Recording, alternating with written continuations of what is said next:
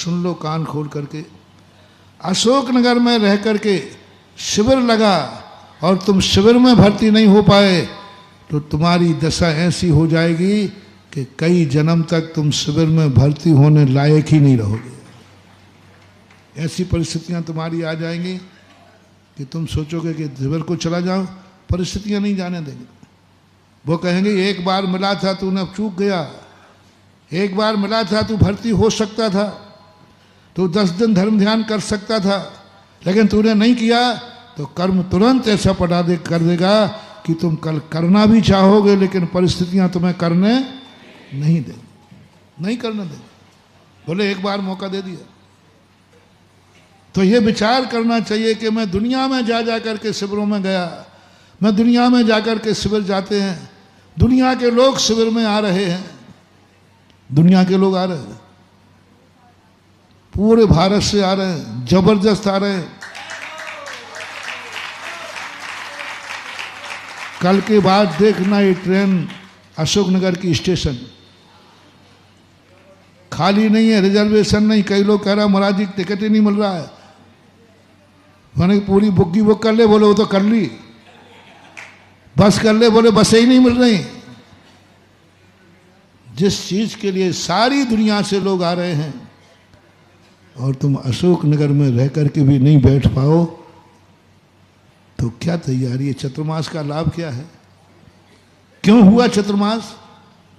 गर्व से कह सको कि जब हमारे यहाँ चतुर्मास हुआ था, जिंदगी भर याद कर सको कि मैंने 10 लाख क्षण पर्व में शिविर किया था और मैंने अपनी जिंदगी को सुधारा था, क्योंकि मेरे दरवाजे से गंगा बहे, दूसरे हाथ धो ले जाएं और तुम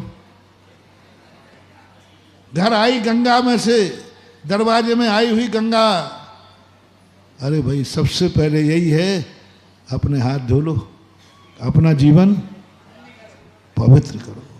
दूसरे की मत सोचो, विचार ही मत करो, अपने सोचो कि मैं गंगा आई है तो पहले तो मैं धोऊंगा। बाहर के तो धो ही रहे हैं, बाहर के तो आ ही रहे हैं और उनकी तैयारी बहुत, हमें बहुत, महाराज जी सुनो रे बाहर वालों, बाहर से आने वालों की, अशोकनगर वालों ने इतनी तैयारी की है, इतनी तैयारी की है, इतनी तैयारी की है कि आज तक किसी शिविर में इतनी तैयारी नहीं की। सब तरफ से पंडाल में सब व्यवस्थाएं कर रहे हैं और स्वागत करने के लिए तैयार खड़े हैं। ऐसा स्वागत जैसे कल महाराष्ट्र वालों का किया। लेकिन मैं उससे प्रसन्न नहीं हूं। बाहर वालों के तो बहुत सुख है कि उनको इतना बढ़िया आवभगत मिलेगा, लेकिन तुम स्वयं कर रहे हो कि नहीं? तुम स्वयं शिविर में बैठ रहे हो कि नहीं? जो सारे बाहर वाले के शिविरार्थियों को भोजन करावे और स्वयं शिविर का नाम नहीं लेवे, वह चम्मच के समान है। चम्मच सबको परोसती है, सब आनंद लेते हैं। चम्मच से पूछो कि खीर का स्वाद क्या है, उसी में पड़ी रही। 1 महीने से शिविर में लगे हो, तैयारी कर रहे हो, मंडल कर रहे हो, 500 बच्चे तैयार हो गए, खूब सुख दोगे बाहर आने वालों की। लेकिन शिविर के बाद पूछेगा कोई शिविर कैसा था, तो कह देना चम्मच था, मैं तो चम्मच है। नहीं महान बाबा, पहले स्वयं को देखना है कि मुझे चम्मच नहीं बनना। चिंता मत करो महाराज, फिर व्यवस्थाएं कौन करेगा? मैंने तुमसे कई बार कह दिया, अभी तुमने सुधा सागर को समझा नहीं है। मैं कुछ करता नहीं हूं और मेरे कार्य कौन करता है ये किसी को पता नहीं। लोग ताज्जुब यही कर रहे हैं कि होता क्या है, मामला क्या है महाराज जी, ये बताओ कौन सा जादू मंत्र। लोग इस पे चले जाते, प्रश्न भी करते, ये बताओ महाराज 10 मिनट में 30 मिनट में कोई क्षेत्र बनता है, आखिर है क्या? ये कौन करता है? ये पक्का है मैं कुछ नहीं करता। मैं तो देखो तुम्हारे सामने बैठा हूं, बिल्कुल आप तो देख लो मेरे कमंडल में कुछ हो तो एक आध दिन कमंडल खोल के देख लेना, कुछ नहीं मिलेगा। लेकिन कार्य हो रहा है तो कोई ना कोई तो, क्योंकि कार्य कोई ना कोई करता है।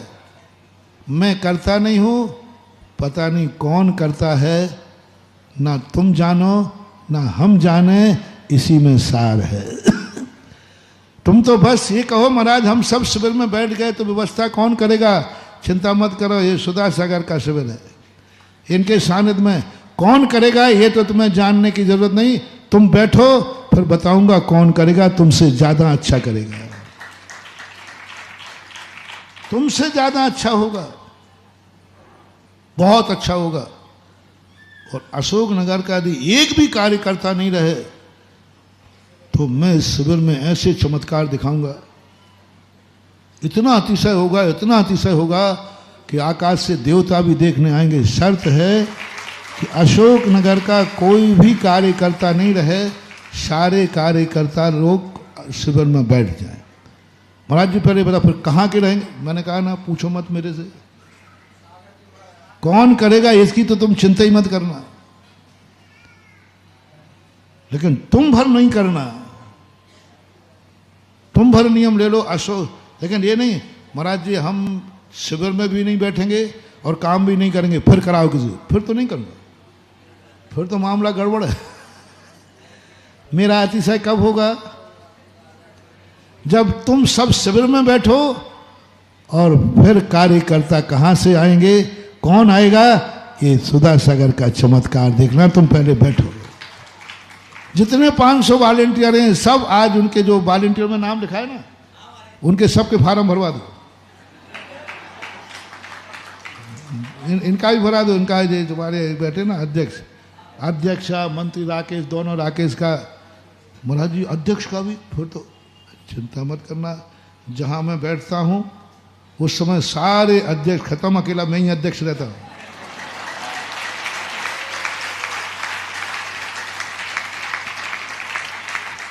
ना काहे चिंता कर रहे हो, सब हो जाएगा, तुम बैठो तो सही, कोई नहीं रहेगा सब। ये है जब गंगा अपने घर आए तो पहले स्वयं चरणामृत, स्वयं गंगामृत, स्वयं अपने जीवन को धन्य करना चाहिए। बाहर वाले तो आएंगे ही, बाहर वालों की तुम्हारी तैयारी पूरी है, और ये तैयारी यदि तुमने कर ली तो बहुत बड़ी चीज महानुभाव। ये सोच तुम्हारा आ गया, मंदिर बना है, पहले मैं अपना उपयोग करूंगा। दूसरों के लिए मंदिर बनाते हो, कमेटियां दूसरों के लिए मंदिर बनाती है।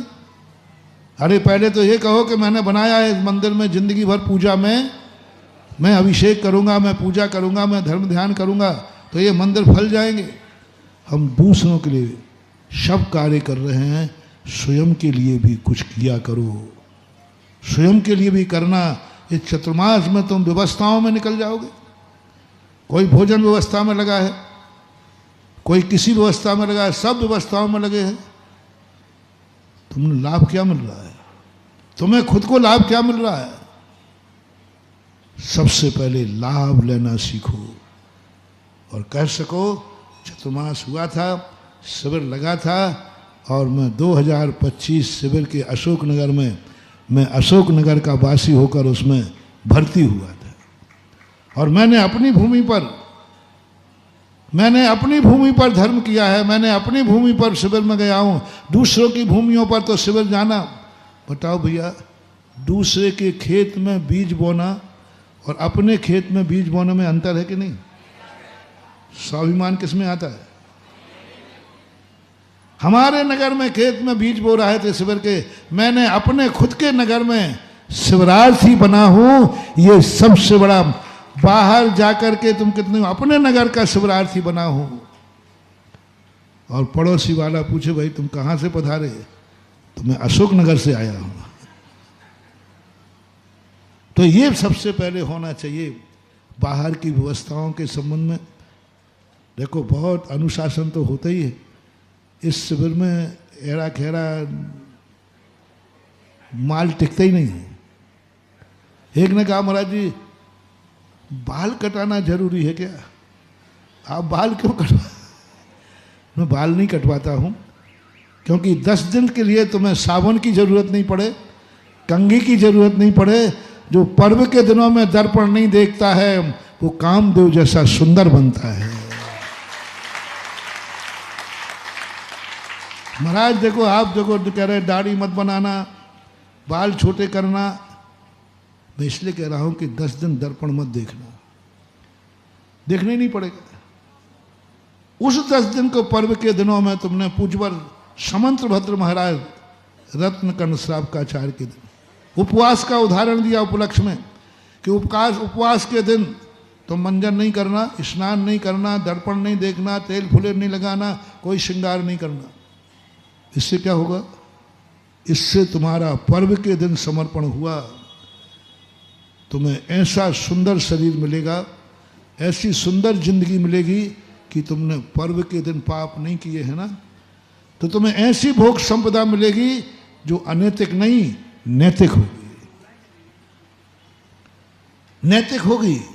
पर्व के दिनों में तुमने किया, पर्व के दिनों में तुमने चेहरा दर्पण में नहीं देखा, एक ऐसा सुंदर चेहरा मिलेगा कि सारा जगत तुम्हारे चेहरे को देखेगा।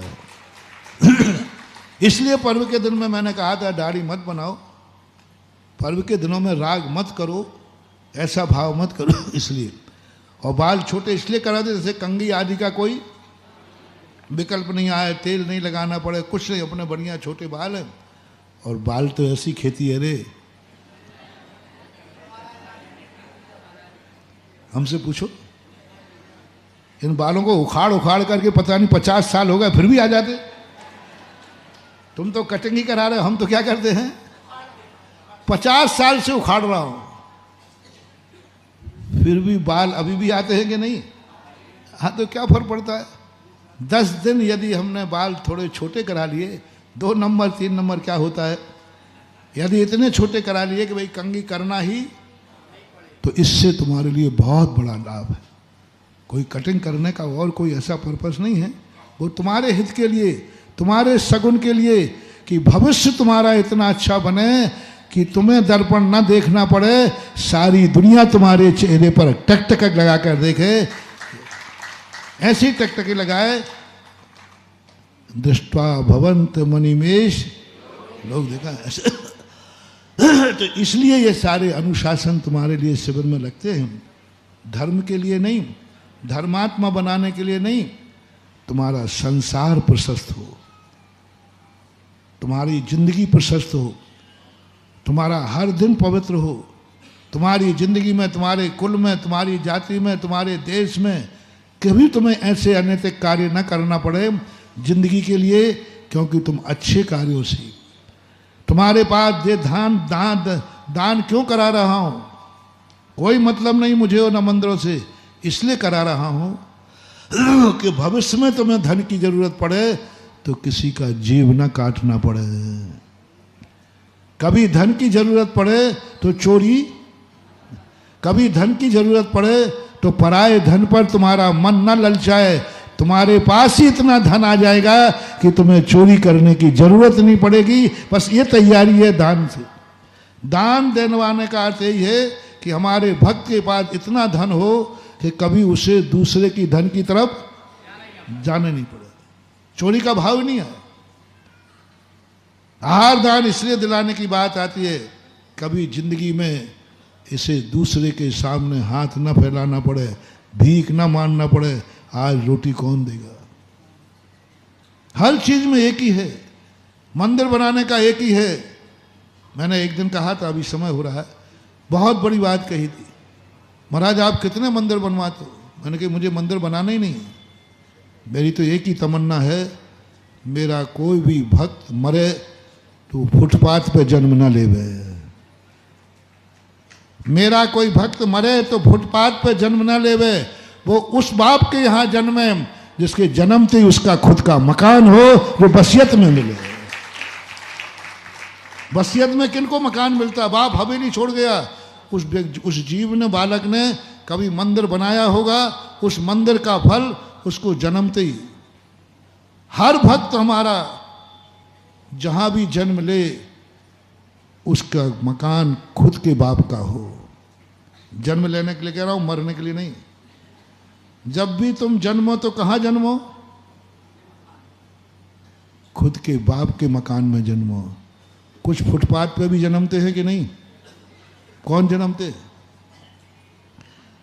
जिन्होंने कभी आवास दान नहीं दिया, कभी मंदिर नहीं बनाए, कभी संशाला नहीं बनाई, कभी गौशाला नहीं बनाई, कभी भी आवास दान किसी को नहीं दिया, किसी को झोपड़ी बना के भी नहीं दिया, ऐसे लोग मर करके फुटपाथ पे जन्मते हैं।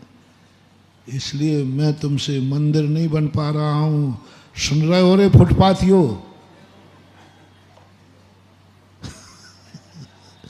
अब महाराज जी आप सब भूल के ऐसा थप्पड़ मार देते हो, मैं करूं क्या? मैं मंदिर नहीं बन पा रहा हूं तो मैं फुटपाथिया बनाने से बचा रहा हूं कि तू फुटपाथिया ना बन जाए। ये रहस्य है। इसी प्रकार 10 दिन के जो संस्कार की स्थितियां बनती हैं, इस पर विचार करना है और सबको सोचना है। बाहर वाले तो सोच ही रहे हैं, उनकी तो तैयारी पूरी है, लेकिन अभी 2 दिन बचे हैं बाहर वालों की तैयारी के लिए नहीं। अभी तक तो तुमने बाहर वालों की तैयारी की है, बहुत अच्छी तैयारी की है। अब ये 2 दिन में अशोकनगर वालों स्वयं में शिविर में भर्ती होने की तैयारी करना है। ये 2 दिन, आज क्या है? कल ही का दिन तो है, चल कल ही का दिन है। बस ये 24 घंटों में ये तैयारी करना। मैंने बाहर वालों की पूरी तैयारी कर दी, सब व्यवस्था कर दी, सब ठीक हो गया। अब ये 2 दिन में मैं खुद की भर्ती होने की तैयारी कर रहा हूँ। 10 दिन का सब हिसाब किताब, दाना पानी सब घर में रखना शुरू करो और घर में पूछो, बोलो 10 दिन में क्या क्या चाहिए, सब आज ही लेके रख दो कि भाई 10 दिन में शिविर में जा रहा हूँ, जिससे घर में कोई कमी न रहे। महावीर भगवान की अभी बहुत अच्छी घोषणा, बहुत ड्रा खुल रहा है। नहीं उठो, अब इसको तुम्हारे ये सब बंद करो। अब गांव के मंदिर का है, गांव के